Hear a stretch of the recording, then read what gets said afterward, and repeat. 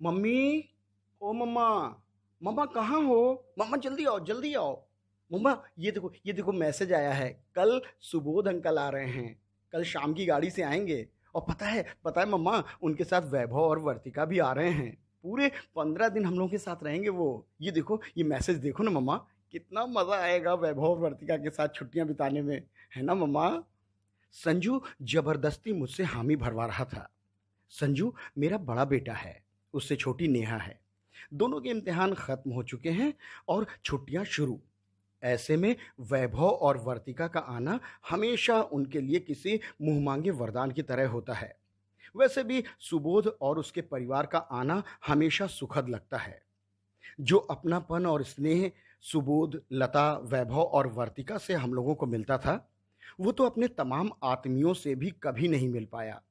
दरअसल इंसानी जीवन में भावनाओं का बड़ा गहरा दखल है। दिल के रिश्तों की डोर हर बंधन से मजबूत होती है। हो सकता है ऐसी ही कुछ वजह रही हो जो हमारे परिवारों को तमाम रिश्तों से ऊपर किसी दैवीय बंधन में बांधे थी। कल सुबोध आ रहा है। सिर्फ ये एहसास ही किसी अनदेखी खुशबू से मेरे पूरे व्यक्तित्व को महका गया। मैं जल्दी से शाम होने का इंतजार करने लगी ताकि ऑफिस से लौटते ही रवि को यह बता सकूं कि कल सुबोध आ रहा है। मैं आराम कुर्सी पर अधलेटी सी बैठी थी कि मेरे दिमाग ने अतीत में एक छलांग लगा दी और सालों पहले की घटना एकदम से आंखों के सामने तैर गई। आह मीनू, आह बेटा, आह, चल चल भीतर चल। अ, रास्ते में तुझे कोई तकलीफ तो नहीं हुई ना? अरे नहीं मौसी, तकलीफ काहे की होगी। देखो, रिजर्वेशन तो मेरा था ही। सो स्टेशन से उतरकर इक्के वाले को पकड़ा और पहुंच गई सीधे तुम्हारे पास। सिंपल। क्या बताऊं बेटा, ये विमल और राधा आज शाम को आएंगे, वरना मैं पक्का विमल को भेज देती स्टेशन पर तुझे लेने के लिए। खैर, कोई बात नहीं। तू खा पी कर आराम कर ले। थकी होगी, सफर से आई है।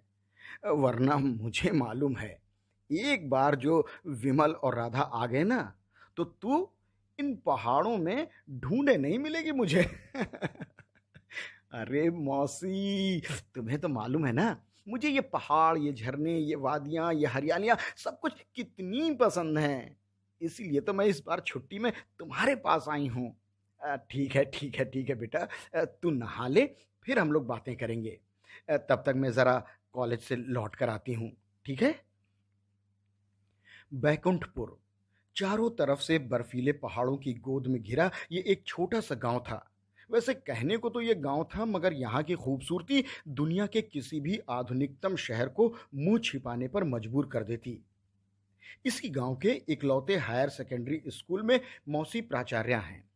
विमल उनका बेटा है और राधा बेटी। राधा और मेरी उम्र बराबर है, इसलिए हम दोनों में स्नेह और प्यार तो बहनों जैसा है, मगर रिश्ता रिश्ता सहेलियों जैसा। हम दोनों में पटती भी खूब है। शाम को मैं आंगन में मौसी के साथ बैठी बातें भी कर रही थी और सामने लकड़ी के कटोरे में रखे फालसों पर अपना हाथ भी साफ करती जा रही थी। सेंधा नमक के साथ उन खटमिठे फालसों के स्वाद का क्या कहना। दरअसल मैं इसी नैसर्गिक अद्भुत आनंद का सच्चा साक्षात्कार करने ही तो आई थी यहाँ। मगर तभी अचानक हमारी बातचीत का क्रम टूट गया। गुड मॉर्निंग चाची, विमल आया क्या? एक अनजानी सी आवाज कानों में पड़ी। सो मौसी के साथ साथ मैंने भी चौंक कर पीछे देखा। गुड मॉर्निंग भाई, गुड मॉर्निंग। आ आ इधर आ। कहाँ था तू सारा दिन? दिखाई ही नहीं पड़ा आज।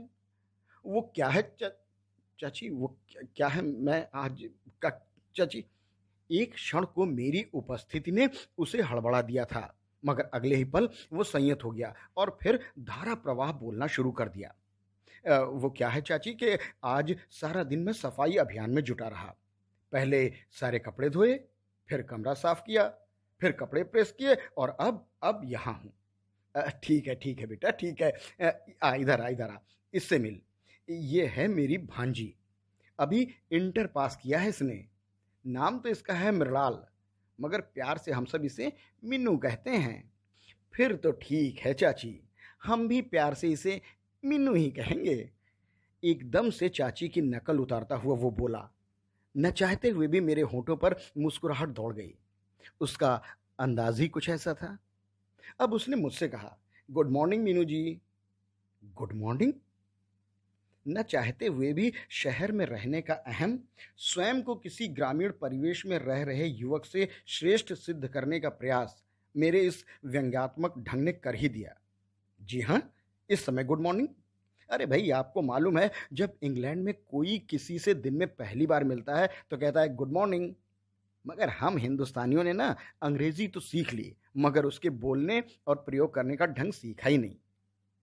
मैं नहीं मानती आपकी बात। अरे, कमाल करती हैं, मानेंगी कैसे नहीं? अरे भाई, जो सच है वो सच है, वो तो आपको मानना पड़ेगा।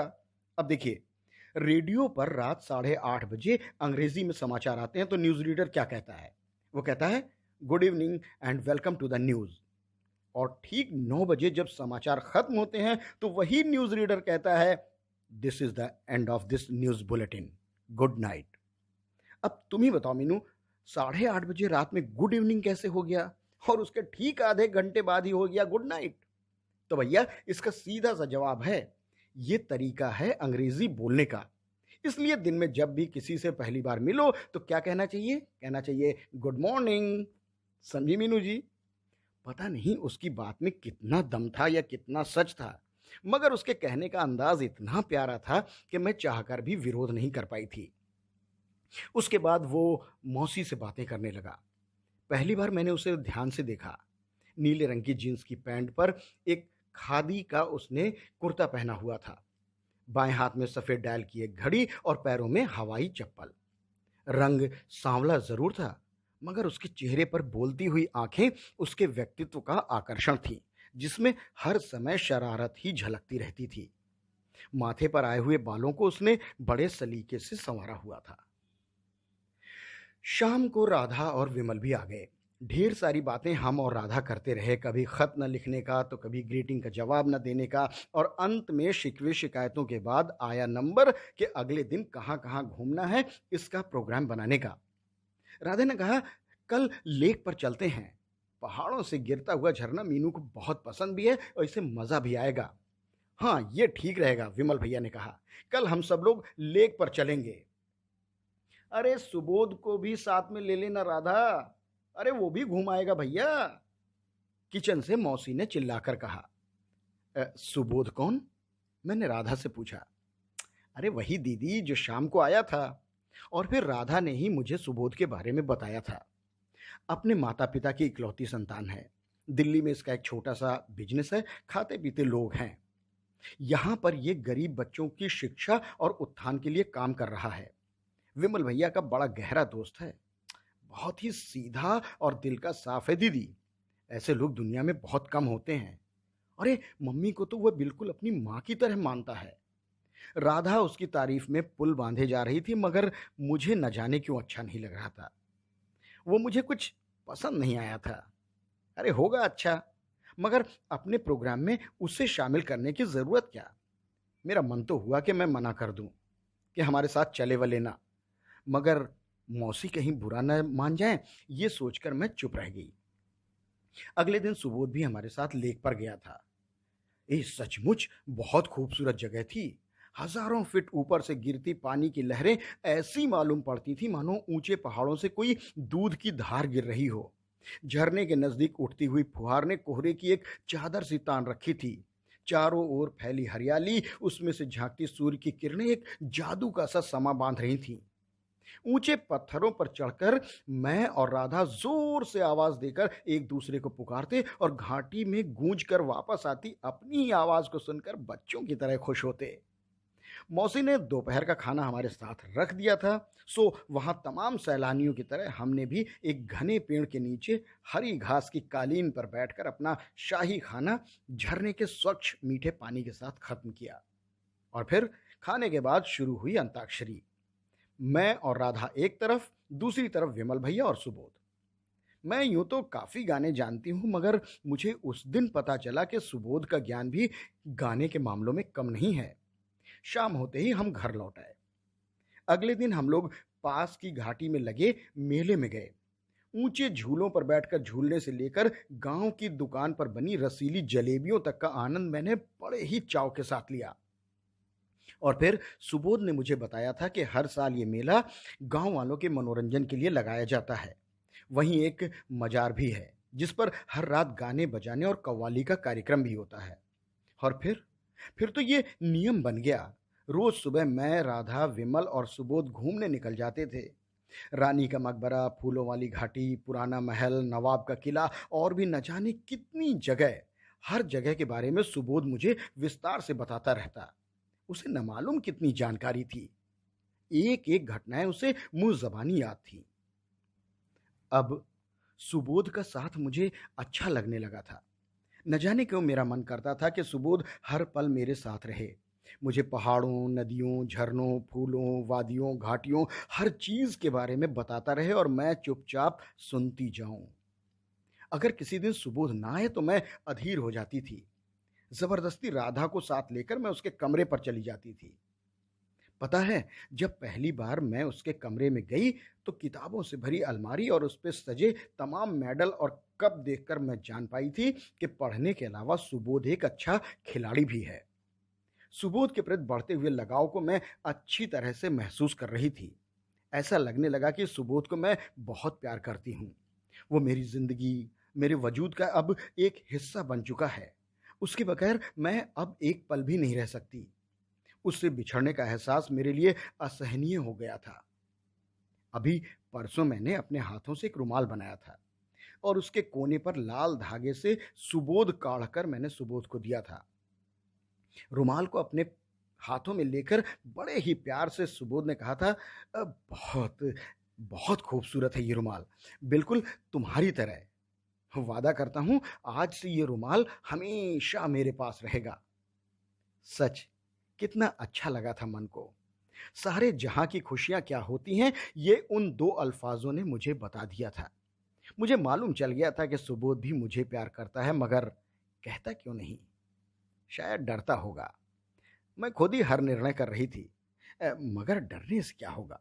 मैं मैं खुद कहूंगी उससे।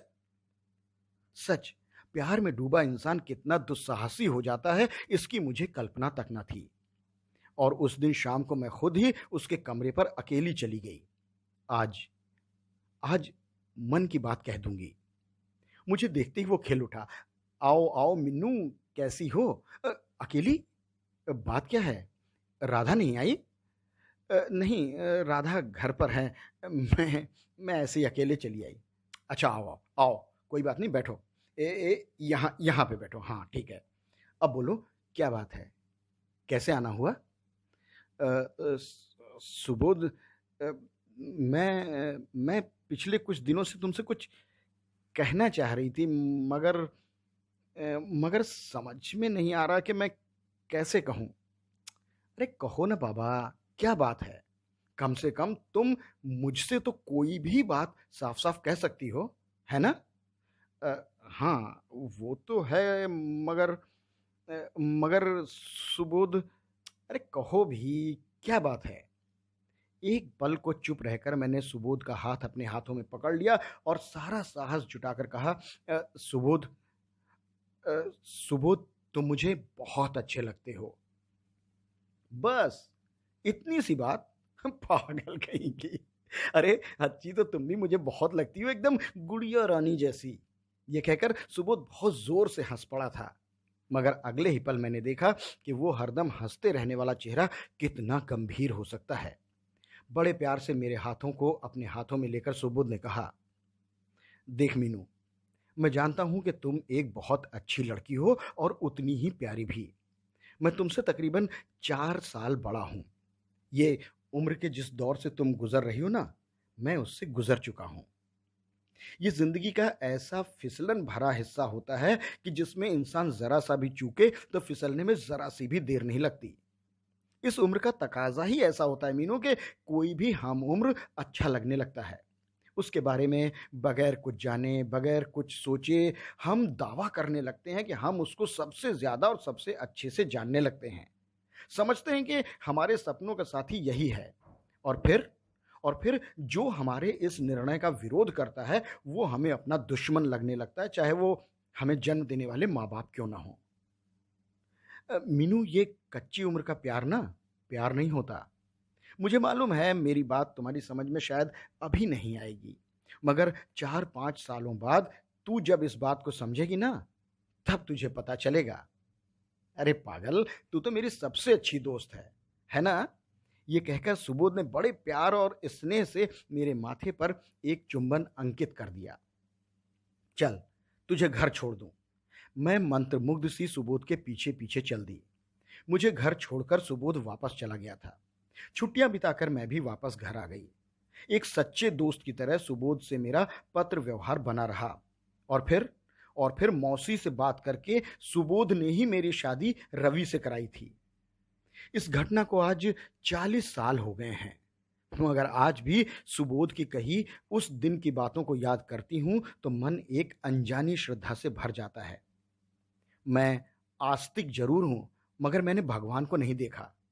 मगर इतना भरोसा है कि भगवान अवतार नहीं लेते, वो हमारे आसपास ही रहते हैं, ऐसे ही किसी सुबोध के रूप में। मेरे माथे पर जगमगाती बिंदिया के बगल सुबोध का वो प्यार और स्नेह से भरा चुंबन आज भी पूरी शान के साथ टंका है। मैं अभी न जाने कितनी देर तक और सोचती रहती, मगर तभी रवि की आवाज ने मुझे चौंका दिया।